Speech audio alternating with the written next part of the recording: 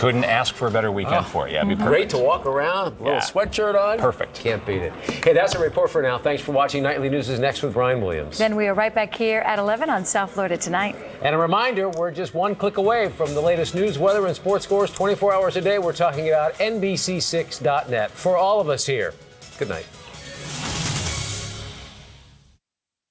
Are you a caregiver and need help with a loved one? Call 305-576-6550.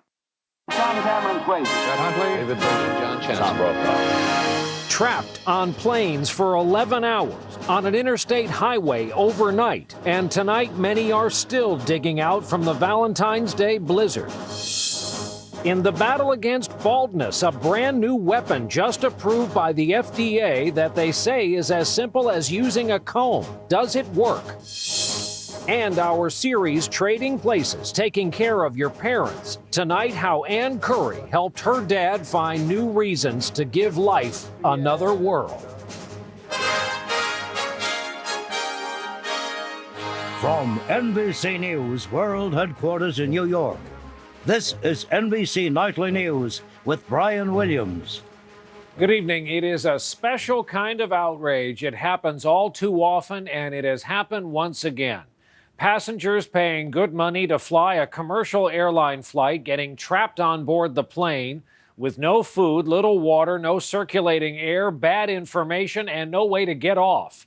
No one disputes the severity of yesterday's winter storm here along the East Coast. This is what it looked like from space. There were 15 storm-related deaths. But what happened to airline passengers is another matter. Tonight, the CEO of one of the airlines involved, JetBlue, called it a nightmare and said his company did a horrible job. None of the passengers who were trapped would disagree. It was just one of the dramas in a big sweeping storm. Tom Costello will have that story. First, let's begin tonight with NBC's Rahema Ellis in Northampton, Mass. on the aftermath of this storm. Rahema, good evening. Good evening, Brian. Here in western Massachusetts, it has been a bitter cold and windy day as people began assessing the damage and cleaning up, but there are still problems throughout the Northeast. On an icy stretch of I-78 in eastern Pennsylvania, the storm drove motorists to an unimaginable standstill. They should have it locked up. They should have it blocked off. A 50-mile backup that began on Wednesday left motorists stranded for as long as 13 hours in cars and trucks. Some are still out there. Today, the National Guard brought in food, water, fuel, and baby supplies. From the Midwest to the Northeast, the storm wreaked havoc on the roads for 2 days. In Kentucky, this astonishing accident captured on police video Tuesday night. A FedEx truck skidded and slammed into a car. It's amazing no one was hurt. And in Cleveland, powerful winds ripped the roof off a gas station. In Windham, Maine, 2 teenagers are lucky to be alive. They were rescued 6 hours after being buried in 10 feet of snow after the snow cave they built collapsed. Today, more than 250,000 homes and businesses are struggling to restore power. It was rough. I had the fireplace going on all night. This has got to be the hardest part of it. In Northampton, Massachusetts, digging out from the big storm is even more difficult for Stanley Zygo, who's also facing the big chill. Gusting winds and frigid temperatures. This is my job. I have to keep it clear no matter what. A region struggling with a cleanup and temperatures that sometimes feel like it's below zero. It's so cold here that some parts of upstate New York began the day with temperatures near or below zero. Factor in the wind chill, and that made it feel like it was 10 or 20 degrees below zero. Brian? Rahema Ellis in the cold of Northampton, Mass. for us tonight. Thanks. And now back to those passengers who were held captive, really, on board the airliners in the storm. NBC's Tom Costello has that story tonight from Reagan National Airport. And Tom, a lot of passenger outrage out there. Absolutely. Hundreds of people who said that they were sitting on the plane. They could see the terminal, but they couldn't get there. Many said they felt like they had been held hostage. Today, the airline admitted it was a major blunder. For nearly 9 hours, they waited. JetBlue Flight 751 boarded at 8:10 a.m. for Cancun. But as the hours slowly ticked by, the conditions grew worse, miserably hot and stuffy with only chips to eat. On board, passenger Lou Martins and his family. We could see the terminal, we could see the gate, but we couldn't get off the plane. JetBlue had 10 arriving or departing planes sitting on the tarmac for 6 hours or longer yesterday. The worst, Flight 177 to Phoenix, 9.5 hours, and Flight 755 to Aruba, nearly 11 hours. It went out about 1,000 feet, stopped, and that's where it stopped. It ended right there. Today, CEO David Neeleman said the airline simply waited too long, hoping an ice storm would pass. By mid-afternoon, some planes had actually frozen in place. This ice storm coated everything, and it made it very difficult for us. That's no excuse. We never should have let it happen. And we're committed to make sure it doesn't happen again. But why are the airlines so reluctant to simply return a plane to the terminal? In the airline's eyes, you're not solving the problem by bringing the people back into the airport. Because very often there are no gates available. If a pilot returns to the gate, the plane loses its place in line. Reimbursing or rebooking passengers is expensive. And with planes so full, it may be days before another seat is available. We are here to push this passenger Bill of Rights, and we are not going to back off until it is legislated. Already, some frustrated passengers are pushing Congress to require planes to return to the terminal after 3 hours on a runway. When enough consumers complain long enough and hard enough about this problem, there will be a policy that will take care of this. Until then, the advice is to pack your patience. JetBlue says it's offering full refunds and, in fact, free round-trip tickets to all those who are inconvenienced. But tonight, Brian, the chairman of the House Aviation Subcommittee is calling for hearings, saying maybe it is time for a passenger Bill of Rights. Back to you. What a nightmare for those folks. Tom Costello from Washington tonight. Thanks. Over to Iraq now, a showdown between al-Qaeda and the Iraqi police. And one of Iraq's most wanted was wounded, but apparently not captured. We have the latest tonight from NBC's Jane Araf, who is live in Baghdad for us. Jane, what happened there today?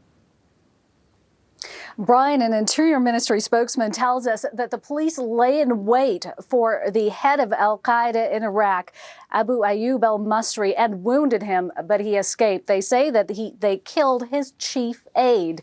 Now, this, they say, happened between Fallujah and the city of Samarra. It's important to note that the U.S. military says it has no details on this and is still investigating. What we're looking at now, Brian, is the only known video of this man, the head of al-Qaeda in Iraq, shown here in what Iraqi officials say was an instructional video on how to make a car bomb. Al-Qaeda, of course, blamed for some of the worst attacks in Iraq. Zarqawi, Abu Musab al-Zarqawi, whom this man replaced, was responsible for the bombing of the Golden Mosque in Samarra. That's an event that's thought to have set off this civil war. Brian? And Jane, what's the progress of that U.S.-led security crackdown? Was this part of that? Not clear whether this operation by police, by themselves, without any Iraqi or even American soldiers present, was part of it. But the operation here in Baghdad certainly progressing in an interesting way. The Iraqis have done what they say they have been going to do. They've been going into neighborhoods with American soldiers, going door to door. And in some neighborhoods, they have been taking over, going into houses that have been taken over by elements of the Mahdi army, a Shia militia, and telling them they have to leave. Now, this is a really important crackdown on the Mahdi army, loyal to Muqtada Sadr, amid those reports that Sadr himself has gone to Iran with the blessings to the Iraqi government to crack down on his rogue militia members. Brian? Jane Araf reporting for us from Baghdad tonight. Jane, thanks. President Bush today said the U.S. and NATO are determined to stop an expected assault by al-Qaeda and the Taliban in Afghanistan when spring arrives. The battle plan includes extending the stay by 4 months of 3,200 American troops from the 10th Mountain Division who thought they were about to come home. The president acknowledged that 2006 was the most violent year in Afghanistan since the U.S. arrived there in 2001. We face a thinking enemy, and we face a tough enemy. They watch our actions, they adjust their tactics. And in 2006, this enemy struck back with vengeance. The president also asked NATO forces for more help and described the border area with Pakistan as, quote, wilder than the Wild West. High drama today in a courtroom in Madrid where 29 suspects in what some call Spain's 9/11 went on trial, accused of bombing 4 crowded commuter trains back in 2004. 191 people were killed in those terrorist attacks. The premier event of NASCAR racing is just days away, the Daytona 500, and tonight the sport is dealing with a major embarrassment. The racing team of Michael Waltrip, a former 2-time Daytona winner, has tonight been heavily penalized. The crew chief has been ejected because of a cheating scandal, a foreign fuel substance found in the engine. Our report tonight from NBC's Martin Savage. It is NASCAR's biggest cheating scandal, and late this afternoon, 2-time Daytona 500 winner Michael Waltrip apologized. I don't need to cheat to win the Daytona 500 or to be in the Daytona 500, and I'm sorry that someone in our organization felt like I did. Wednesday, NASCAR officials penalized Waltrip's racing team for allegedly committing one of the sport's greatest sins, tampering with his car's fuel, which one source said included ingredients found in jet fuel. The scandal's also a huge embarrassment for Toyota, whom Waltrip was driving for, since this was their first foray into NASCAR racing with its audience of tens of millions of fans. It's not a reflection of our team, our organization, our sponsors, or our manufacturer.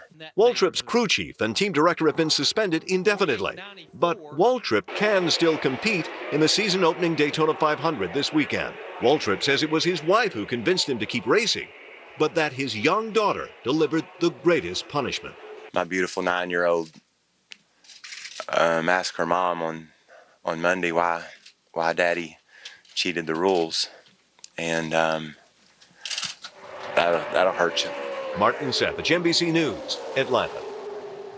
And late today, Michael Waltrip, driving in a backup car, qualified 8th for the Daytona 500. News from the economy, the housing market tonight, that it showed more weakness just at the end of last year. The number of existing homes sold in the fourth quarter fell in 40 out of our 50 states. Nationwide, sales fell by just over 10% from the same time period a year ago. Prices were down 2.7%. On Wall Street here in New York, the blue chips were modestly higher, but it was enough for a new record close. The Dow finished up just over 23 points to close at that new record, 12,765. NASDAQ gained almost 9 points on the day. When Nightly News continues this Thursday evening, NBC News in depth with new rules allowing more Iraqi refugees into the U.S. The story of one Iraqi who helped the U.S. war effort. Will he be allowed to come here? And later, our special series this week, Trading Places, about taking care of your aging parents. Tonight, Ann Curry helps her dad at a critical time in his life. Dateline Saturday. 2 millionaire brothers die 2 violent deaths. It's like a horror movie. One drugged by a milkshake. I said, Rob, I think Nancy's trying to kill you. The other still a mystery. Who wanted the brothers to die? The Milkshake Murders. Dateline Saturday, 8/7 Central on NBC. Tonight, a new To Catch a Predator sting, a surprising and deadly encounter with a suspect. The behind-the-scenes details on Scarborough Country. MSNBC tonight. NBC News in depth tonight. In the wake of yesterday's announcement by the U.S. State Department that as many as 7,000 refugees from the Iraq War will be allowed to come to this country, there has been criticism the U.S. government still isn't doing enough to help Iraqis, especially those who have risked their lives to help the American war effort in Iraq. Our in-depth report tonight from NBC's Ned Colt. It was a time AJ will never forget. 2003, he was honored to work as an interpreter for American troops. I was very proud to wear the uniform and to put the American flag on my shoulder. But it all ended for him less than 2 years later, wounded on patrol with his American buddies. On that day, we got attacked by mortars and RPGs. And while his wounds have healed, he's in more danger than ever. Militant Shiites and Sunnis brand him as a collaborator. Now I can go back to my house. I'm living in a totally different area, and I'm facing a very hard time. AJ's hope, America. And while he has glowing support from American commanders, he's been turned down twice for a visa with no explanation. And he's not alone. Millions are signing up for passports to escape the chaos. More than 2 million Iraqis have fled their homes. That's about 10% of the population now living outside Iraq's borders. And the U.S. has accepted only a handful of them. Of the 50,000 refugees allowed into the U.S. last year, only 202 were Iraqis. Yesterday, the State Department announced it will do more and admit 7,000 Iraqi refugees this year, but no priority for Iraqis like AJ, who worked for the U.S. Senator Edward Kennedy says that's not fair. For those individuals in particular, we have a very special responsibility, and we have to do everything to protect them. In tiny Bradford, Arkansas, former Staff Sergeant Paul Bunn feels a special loyalty to his former translator. That's AJ. It's a life or death situation for him.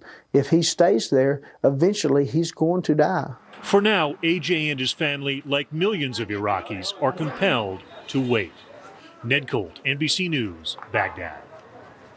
When we come back, a food recall hitting millions of American homes tonight, and the FDA approves a baldness remedy. Is this what some have been waiting for?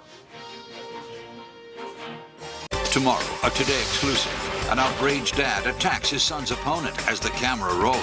Now both sides meet face to face, only on Today on NBC. Trading places, caring for your parents. NBC Nightly News tomorrow. Millions of Americans checking their kitchen cabinets. A salmonella outbreak has been linked for the first time ever to peanut butter. The giant food producer ConAgra told consumers today to throw away certain jars of Peter Pan and the brand Great Value of peanut butter because health officials have traced it to a salmonella outbreak that has sickened more than 300 people in 39 states. Now, this peanut butter was produced at a Georgia plant. The tainted jars contain the product code 2111 on the lid. Now to this new treatment for baldness we mentioned. It's been approved by the federal government, the FDA. With us tonight, our chief science correspondent, Robert Bazell. Bob, what do we know about this? Well, Brian, it's a device. It's called the HairMax laser comb, and it's already on the market. What the company did was it submitted data that shows that that laser light can actually cause some people to stop losing their hair and maybe grow a little bit more. And as a result, the FDA has given the company permission to sell it as a treatment for the most common form of baldness. The laser light causes those follicles to grow. Brian? Now, Bob, when you use the expression potential cure for baldness in this country, you're going to be a multimillionaire overnight. Is this the holy grail, the big one people are waiting for? Oh, Brian, unfortunately for all those bald people out there, there is no holy grail. This helps some people. It's not a medicine. It's not a cream or a pill, and the tests show that it has no side effects. The biggest drawback is that it costs $550, but it doesn't do any harm, and it helps some people. All right, Robert Bazell with the first look at this newly approved treatment. Thanks for that, Bob. We'll take a break. We're back in a moment with our special series on caring for aging parents, Trading Places. Coming up at 11 on South Florida Tonight. Wayne Wade exclusive. We asked him about Hardaway's homophobic remarks. Tonight, what you must know before your mortgage payments go up. The coldest air of the season is coming. I'll have your precise weekend forecast. Coming up at 11 on South Florida Tonight here on NBC 6. We've certainly heard a lot about our series of reports this week called Trading Places. It's about members of the so-called sandwich generation and the strain, financial and otherwise, of caring for our own children and elderly parents. Tonight, we hear the story of my colleague Ann Curry and her own dad, and a story that didn't always appear to be headed toward a happy ending.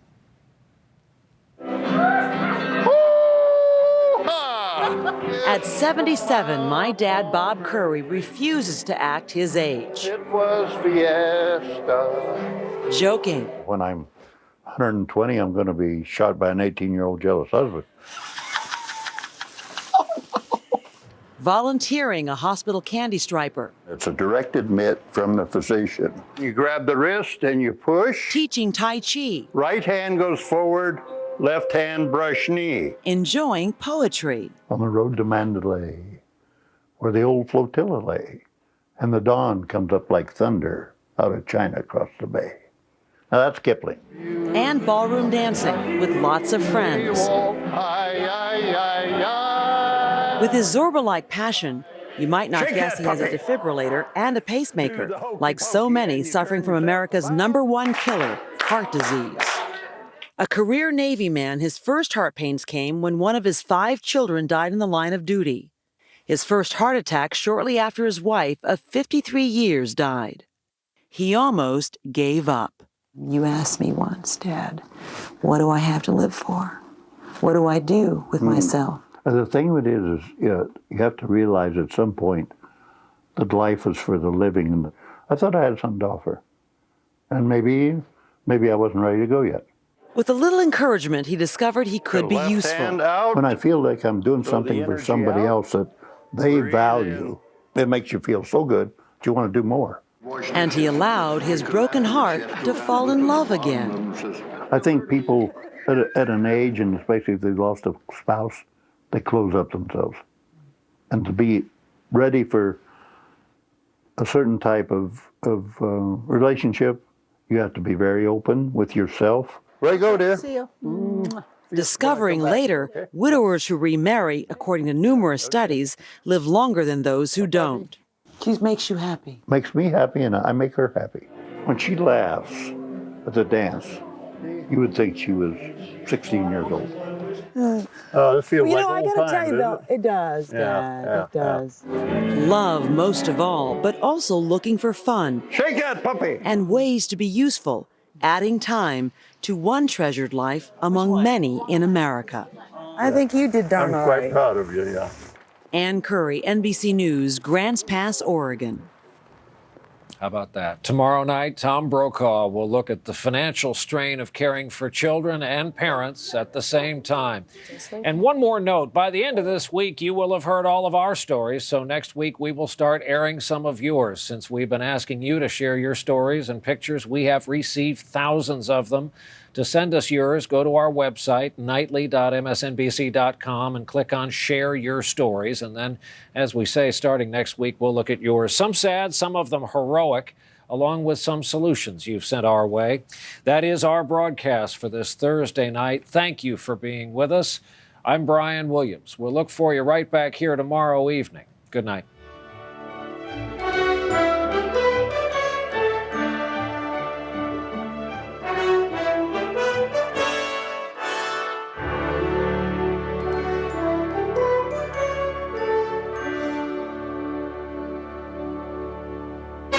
NBC News. Everywhere you go, there we are. America's news leader.